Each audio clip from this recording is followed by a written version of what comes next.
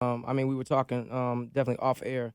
That one of your special prize moments of this exhibit you've been doing. That first of all, if you're just not tuning in, talking to Cam Kirk, if you don't know about this man, he's been putting up these exhibits all around Atlanta of all the hottest artists, up and coming artists. But one of the ones that you said to start off the exhibit that was dear and close to you was when you found out Bankroll Fresh died. What Yeah, was your yeah. thoughts? Man, I was on the road actually with Lil Wayne and Ray Shrimmer at the time, and we got the news in the studio. They were finishing up that Shrimp Life 2 album. We were in Mm. the studio in St. Louis, and the call came through, and it just killed the complete vibe of everyone. I mean, to the point where the studio was silent for at least 5 to 10 minutes. Wow. No one could do nothing but just shake their head.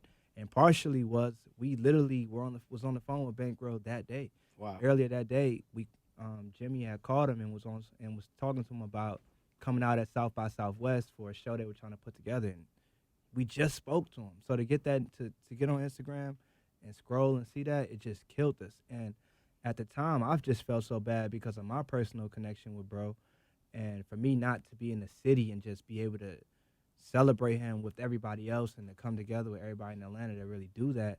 I knew when I came home off the road, I came off the road maybe like a week or two after, I was like, man, I have to do something. Right. I have to use my voice or whatever I have to do something to show my respects to him. Because out of every artist I work with, I deal with so many egos and attitudes and personalities. He's been the one from day one that's been consistent and consistently genuine. He's the one artist that I can go around and he asks, how are you doing? Right. Before he asks, where your camera at or anything. He's, how you doing, bro? You good? How your family? You good? He's been like that from before Hot Boys to after Hot, like, every time I seen him. So for that, I always loved him for that, and I always felt the vibe that we had. So when I came home, I was like, man, what better thing can I do than put one of these photos I got of him large in the sky, put it in the middle of the city. I didn't want to do it in a hood spot where people don't go to. I put it right on Northside Drive, Northside and 10th Street, where I know it's going to get the most views. And I came right out of pocket with it. And I got with Metro Boomin and Sunny Digital to help me do it because I know that we all had the same type of relationship with them and we all wanted to do something. So we all put the money up. And the billboard idea was something I had for a minute. Following up the Trap God exhibit I did, I was like, man, to follow up that Trap God exhibit, I got to do something crazy. Something big. And this was an exhibit that I had, but I didn't know how I was going to pull it off. I was like, it's just billboards, that's Right. expensive. How am I going to do that? So when this opportunity came, I said, man, if I do this with Bankroll, I need to keep it going. Keep it going. I want to keep the idea going. So I let him be the one that launched this theory, this idea, and here we are, 5 billboards later, whatever, like, and the idea is coming to fruition, and people are catching on to it, and it's a blessing. Well, one thing I want to say to you is, just speaking for Bankroll, because Bankroll was a real close friend of mine. I'm glad you had the opportunity to share that, especially what type of person he really was and how many people he actually touched. I definitely want to say thank you for doing that for Bankroll, because I think that even if you haven't talked to the parents or the family members, I think that everybody in the city that has been had a relationship with Bank and ran across him was thankful for the exhibit. So I think I salute you for that. What's next? What other? You said 5 billboards. 5 billboards in. Who else? Who else billboards you shot? So since following up the Bankroll one, we did 21 Savage and Metro Boomin for their Savage Mode album. Okay. We did Little Yachty, a shoot that I'm very proud of, something I was able to kind of curate from top to bottom. We did Trouble. We did Sunny Digital. And we got a few more coming out. I just did Migos also in Miami from Art Basel. I wanted to bring them out there when I went to Art Basel to let them know how Atlanta's rocking and what we doing, give them a little taste of what we doing out here. And then I'm going to keep it going. Like I said, honestly, bro, like, you really inspired a pivotal moment within the exhibit. And you probably don't know this, and a lot of people don't really know this. But I want to hear it. Nah, yeah, for sure. We was in V Live doing that Waptober week, and we was out there, and I remember everybody was in the building. Dolph, Rollo, Gucci, 2 Chainz. I remember that night like it was yesterday. And it was so crazy. There's so many people in there, and I'm very humble. Like, even to do this now is just crazy to me. You know what I mean? Being in this room so many times on different occasions, and for me to be sitting here now it's super, crazy to me. So when I was there and I was filming for Gucci and I had my back to the stage, I just remember you like, yo, Cam in the building. I think the first time you said it, I don't even think I looked. I was like, you're not talking about me. Keep it going. And then you said something about them billboards, and I turned around and it's you and 2 Chainz, and I was just like, hold on.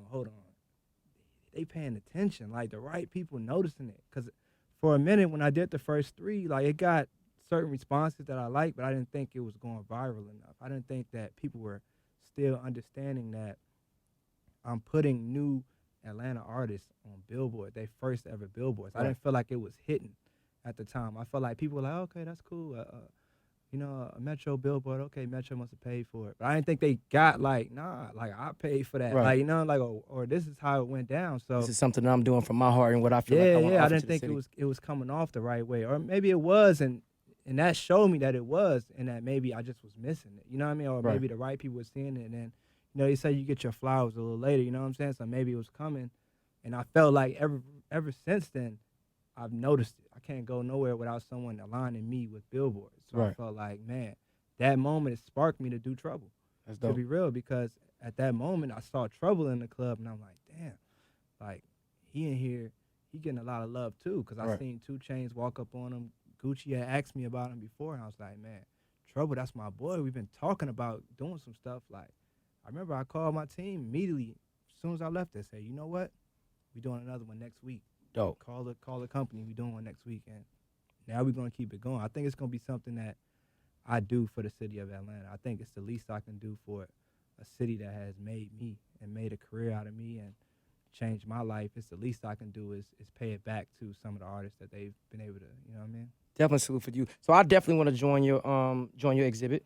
Nah, let's do it. Possibly maybe we could talk about being one of the first DJs, Yeah, let's young do DJs it. to cultivate a lot of things that happen in the city. You know what I'm saying? As far as with this youth of this talent, I want to be a part of it, man. I want to get For sure. I want to get what you get a billboard and let's talk about it on the radio, make it bigger than life, and blow it all the way up. Because I think at the end of the day, one thing that I do know about Atlanta and what I fell in love with Atlanta is that everyone helped each other. Yeah. Everyone was working with each other. When I first started seeing the artists back in the day, Lil Jon and Jazzy Faye, they was all in each other's videos.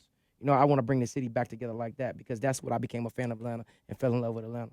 So I definitely salute you on everything you're doing, brother. Man, I appreciate you. And I know it's going to be a lot more coming, Yeah. you know what I'm saying, because you got some classic pictures out there, bro. Yeah, definitely. You know what I'm saying? Let them know how they can follow you on Instagram and how they can get in contact with you. Man, you can follow me on Instagram at @TheCamKirk. That's at TheCamKirk. I'm on all socials under that name. Follow me, stay in tune with what I got going on. Like I said, it's going to be a lot more. We're going to make some crazy stuff happen. Dope. Cam Kirk, ladies and gentlemen. Dirty Boys, Jay Nick, TJ Tone, Resident African started Cam. You know what I'm saying? All the Dirty Boys in Dirty World. You dig? It's going down. Hot 179. Yeah.